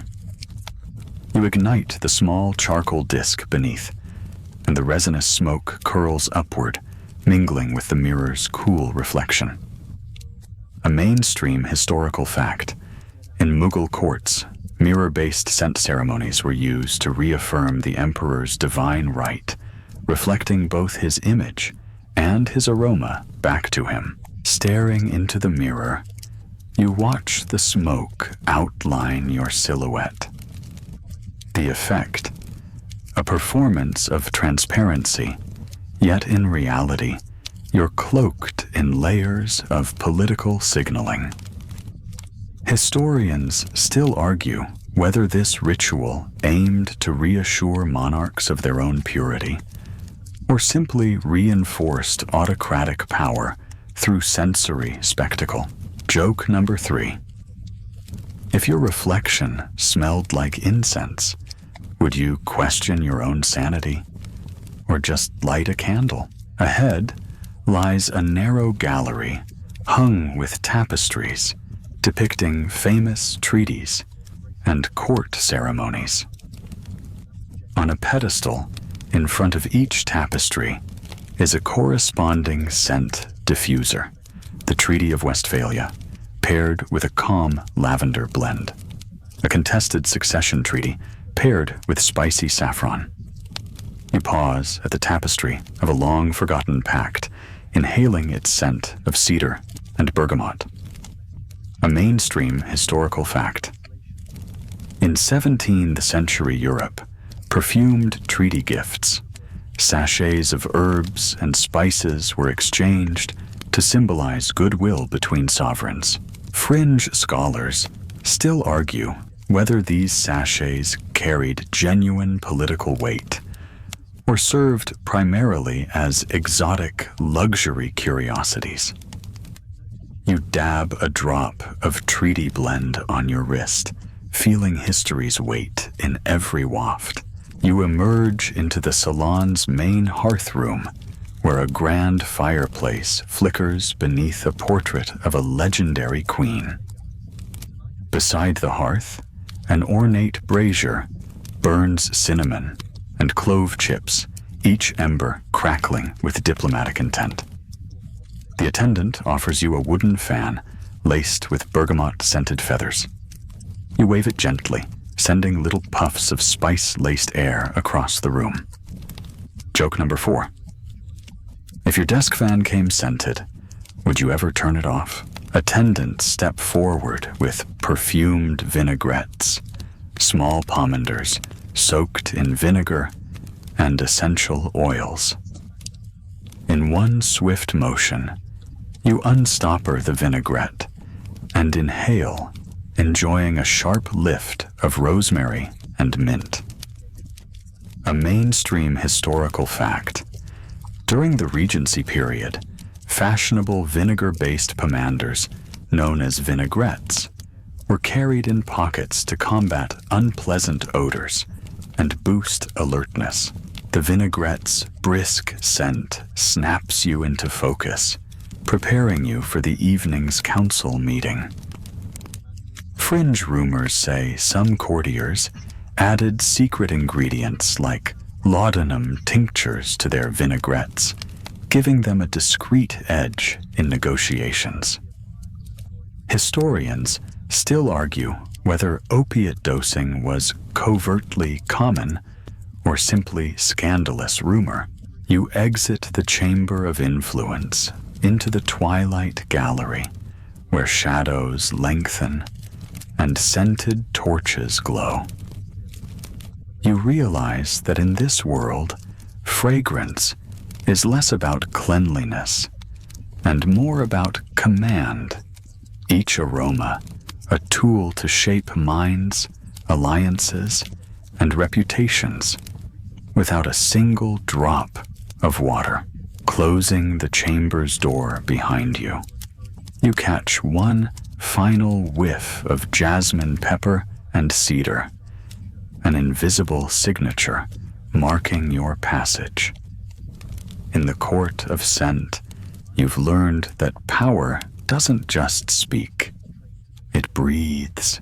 You now traverse a sun-scorched terrace where the desert wind scours every drop of moisture from your skin. Yet you remain untouched by water wrapped instead in layers of scent and powder. In arid climates, water was precious. Royal women survived without daily baths by leaning heavily on perfumes, powders, and ritual cleanses, a mainstream historical fact. In ancient Arabian courts, water was rationed according to strict hierarchies. Commoners washed sparingly, while nobles reserved water for ritual ablutions, rather than full-body baths. You press a sachet of fragrant clay mixed with rosé and oud against your forehead, letting it draw out sweat while imparting a cool, earthy fragrance.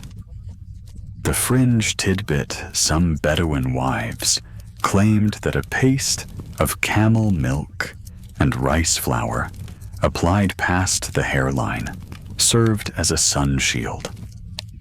Historians still argue whether this was practical skincare or poetic myth. Joke number 1.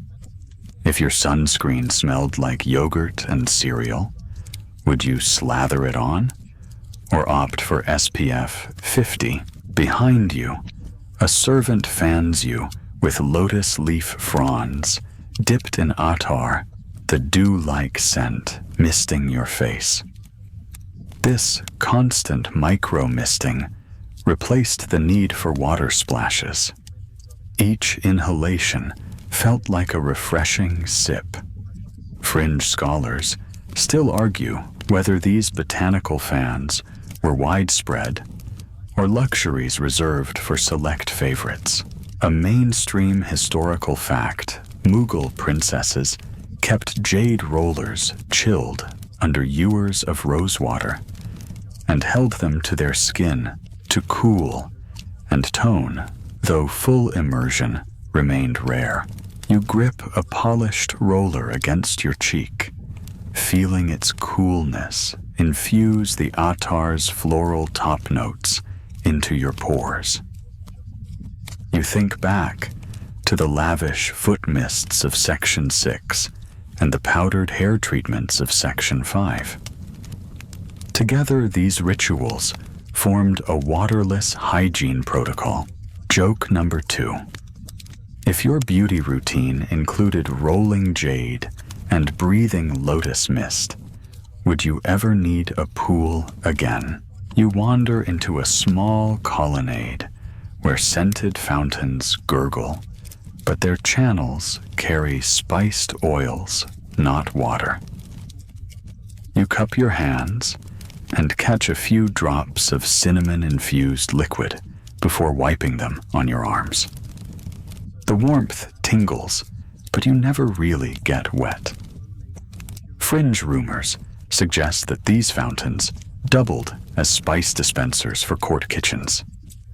Historians still argue if utilitarian needs influenced ritual design. A mainstream historical fact. In Persian palaces, water features were often adapted to circulate perfumed rosewater during ceremonies, though pure water sources lay hidden beneath. You inhale cinnamon and rosé entwined, savoring the illusion of a shower. The palace architects designed every channel and nozzle to deliver fragrance rather than hydration, an ingenious adaptation to scarcity. Joke number 3. If your showerhead sprayed cinnamon latte, would you stand under it or call maintenance? As sunset gilds the columns, you settle on a marble bench, attired in unsoiled robes, but wrapped in incensed clouds. You reflect that surviving without water required more ceremony than substance oils, powders, mists, all choreographed to maintain an aura of freshness. You carry a world of rituals on your skin. You're escorted into the Renaissance Rebirth Gallery, where tapestries celebrate the gradual return of actual bathing in European courts. Here, you witness the shift from waterless rituals toward true immersion, though debates over health, modesty, and expense persisted. A mainstream historical fact. By the 16th century, Italian Renaissance palaces installed private bathing rooms with lead-lined tubs and freshwater cisterns, marking a revival of full-body baths among the elite. You stand before a white marble tub carved with classical motifs, its basin already filled with warm spring water. Yet, court etiquette demands you blend old and new. You dip a perfumed sponge in the water and gently mop your limbs, rather than submerging fully. Fringe scholars still argue whether this half-bath was a transitional courtesy to tradition, or a lingering nod to ritual purity. Joke number 1. If you could choose between a full soak and a sponge dab, would you risk dropping your phone in the tub? Next, attendants offer pots of scented bath salts made from crushed rose petals, lavender, and dissolved sea salt. You scatter a handful into the warm water, watching petals swirl and sink. A mainstream historical fact, bath salts became fashionable in Elizabethan England, with imported salts from the Mediterranean, scented with herbs and oils for both cleanliness and relaxation. You step in water rising to your calves and feel the rare embrace of actual bathing. Yet even here, perfume reigns. Supreme attendants pour rose-infused vinegar over your shoulders before you ease deeper, both cleansing and setting your personal aroma.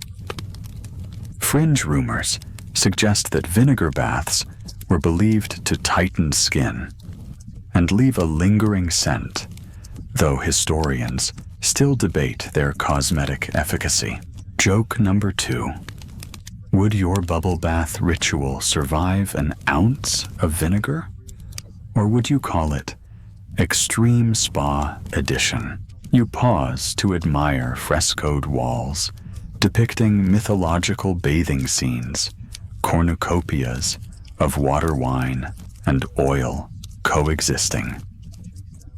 These images herald a new era, water as both hygiene and spectacle, no longer taboo for royal women. Historians still argue whether such art drove bathing trends or simply celebrated existing customs. A marble basin of clean water stands ready for rinse, but you bypass it. Your final flourish is a spritz of distilled rosewater, straight from Venice. It's the marriage of old ritual and new realism, the scent bridging centuries.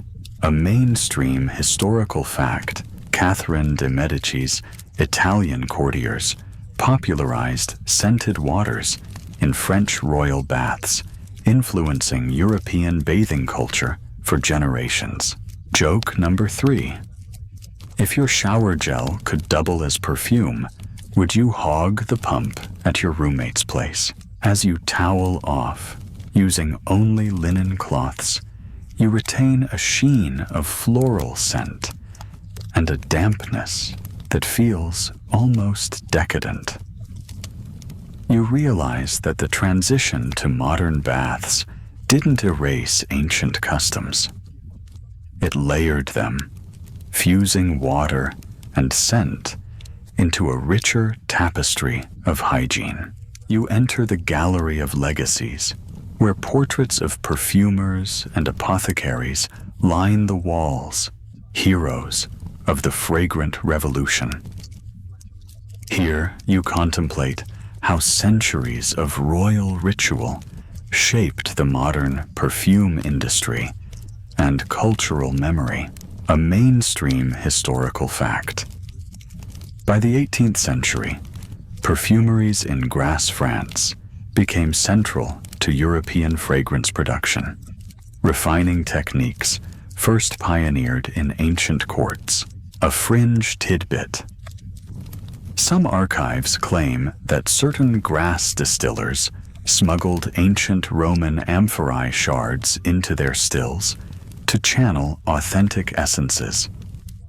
Historians still argue whether this practice was actual homage or later marketing mythology. You pause before a display of early perfume bottles, slender vials of Venetian glass-silver mounted pomanders, and crystal flacons engraved with dynastic crests. Each tells a story of empire trade and evolving tastes. Fringe scholars still debate which royal blends most directly influenced contemporary signature scents. Joke number 1. If your favorite modern perfume vestige, like Chanel No. 5, owes its lineage to Cleopatra's kitchen alchemy, does that make you an expert in ancient history, or just a fragrance enthusiast? You then examine an exhibit highlighting scent in pop culture, from Victorian pomanders to Hollywood starlet perfumes.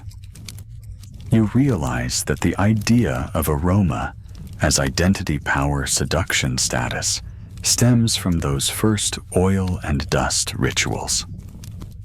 Historians still argue to what extent modern marketing repurposes royal symbols versus forging new ones. Joke number 2. Would you buy a blockbuster scent called Empress's Dust if it promised you sovereignty over your Zoom meetings? A video installation shows perfumers hunting for rare botanicals, oud trees in Southeast Asia, saffron in Kashmir. You recognize these quests as descendants of the perilous spice expeditions of old. A mainstream historical fact. The 19th century spice boom fueled European colonial ventures, seeking nutmeg cloves and sandalwood, laying groundwork for global fragrance trade. The fringe tidbit. Some traders allegedly traded perfumers poison ivy extracts as rare American sandalwood duping courtiers. Historians still argue whether such con games were common or apocryphal. Joke number 3. If your artisan candle turned out to be whipped poison ivy, would you still light it for ambiance? Finally, you encounter the Memory of Scent archive, a darkened room where stations emit single notes, rose amber, oud patchouli. You wander through each aroma, triggering imagined images of lotus-scented shrines, marble bathhouses, and candle-lit chambers. You feel the echo of ancient power in every breath. Joke number 4. If nostalgia had a smell, would it be jasmine on the breeze or mildew in your grandmother's attic? You step into the final alcove, a mirror-flanked niche labeled Your Legacy. There, a perfumer offers you a modern blend inspired by your journey. Rose Absolute Myrrh Tincture and a whisper of lotus. As you spritz it on your wrist, you realize that today's scents are living relics of royal women who bathed rarely but smelled like power. The echoes of perfumed corridors and marble chambers fade into a soft whisper as you let the final notes of rose and myrrh settle on your skin. In this tranquil moment, imagine the hush of secret courtyards, the gentle rustle of silken robes, and the faint glow of lanterns casting elongated shadows across polished floors. You've journeyed through rituals shaped by scarcity ceremony and political theater, where water held suspicion and fragrance reigned supreme. Allow your mind to drift toward the slow cadence of rituals, the careful grinding of petals at dawn, the hushed incantations over vials of ambergris, the precise flick of a feather fan, and the muted clink of alabaster jars. Feel the warmth of scented mists enveloping you like a comforting embrace, a gentle reminder that power can reside in subtlety rather than force. As the aroma lingers, let go of the day's tensions. Imagine tired muscles relaxing under feather-light touches, and the scented hush erasing every trace of worry. Breathe deeply, drawing in the calm confidence of ancient queens who wielded perfume as both shield and statement. Inhale the legacy of powdered elegance, powdered lotus, and precious oils. Each note a testament to human ingenuity and the art of sensory persuasion. Your eyelids grow heavy, weighted by the soothing resonance of memory and the quiet luxury of closure. There's no hurry to wash away these final traces. Instead, savor the lingering fragrance as it wraps around your dreams. Tonight, you rest not cleansed by water, but purified by ritual, enveloped in centuries of scent-laden history. Sleep, now knowing you carry the subtle power of those who came before you. Sweet dreams.